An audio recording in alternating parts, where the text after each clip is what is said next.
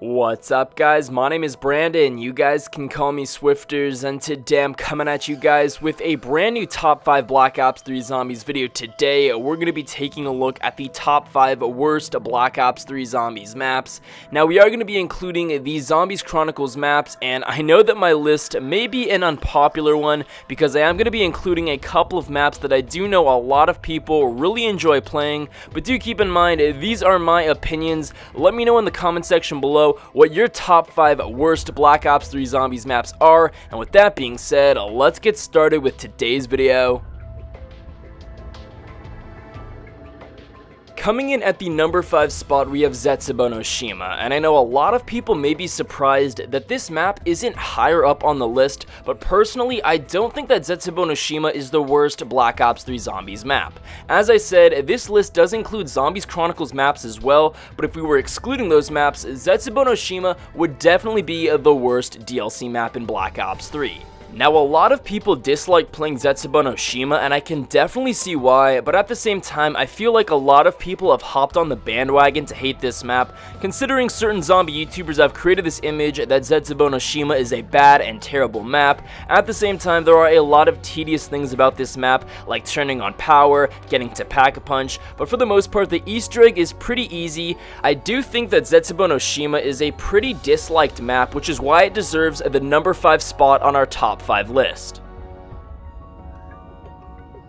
Coming in at the number 4 spot, we have Moon. And now I feel really bad including this map on this list because I know that Moon is a fan favorite map. A lot of people really enjoy playing it, and not only that, this map is so rich in storyline content, and I think it's a map that's a huge turning point in our storyline, and it's allowed us to get to where the zombie storyline currently is at the end of Black Ops 3. Now, if I'm being honest, there aren't a set list of things that I dislike about this map, I just really don't like playing it, and the reason why is because I remember playing this map when it was first released back in Black Ops 1, and it introduced elements like anti-gravity and other foreign elements into the zombies game that made it pretty difficult. Now, back in Black Ops 1, I was just a regular novice zombies player, and Moon was a difficult map, and I know that because Treyarch has remastered this for Black Ops 3 Zombies, there are a lot of people that have not played this map before. There are a lot of people that join the zombies community as late as Black Ops 3 Zombies, and that's totally fine,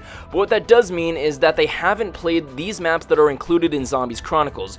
So some of these novice players in the zombies community may find Moon to be a very difficult map, and because of that, I think it deserves the number 4 spot on our top 5 list. So at our number 3 spot, we have Shi-no-Numa. Now, this map introduced a lot of super cool elements that made it a fun and enjoyable map. First off, we had the Flogger Trap, we also had Hellhounds, and this was sort of the map where high rounds became a thing in the Call of Duty Zombies community.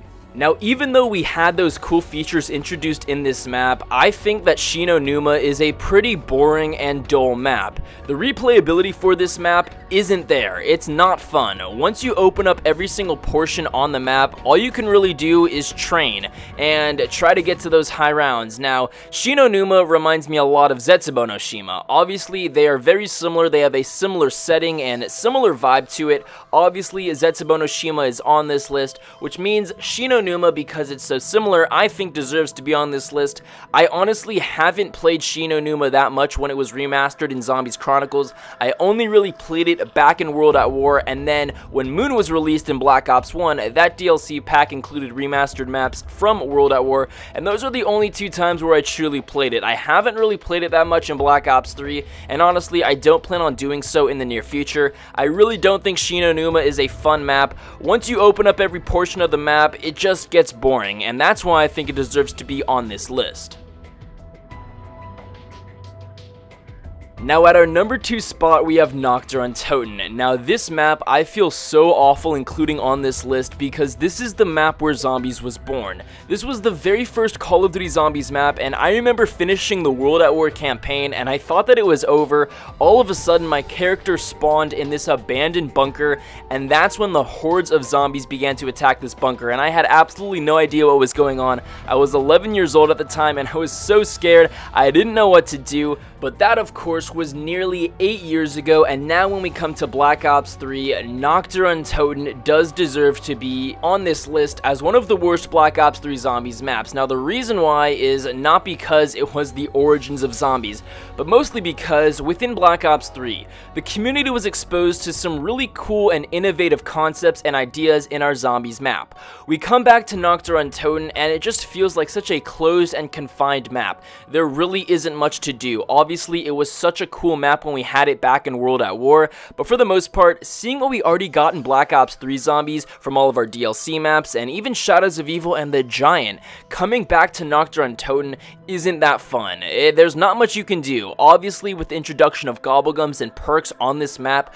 we can now get to higher rounds, but other than that, the replayability on Nacht der Untoten just isn't there, and unfortunately, that's why it deserves the number 2 spot on our top 5 worst Black Ops 3 Zombies maps.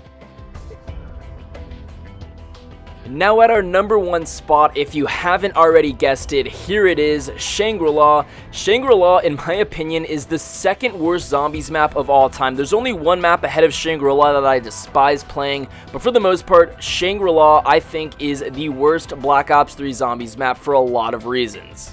Now, Shangri-La is a very difficult map, and it's arguably one of the hardest Call of Duty Zombies maps of all time. It reminds me a lot of a combination of both Moon and Verrucht. Moon because it's just a plain out difficult map, and Verrucht because it's a small and confined map. You put that together and you get Shangri-La.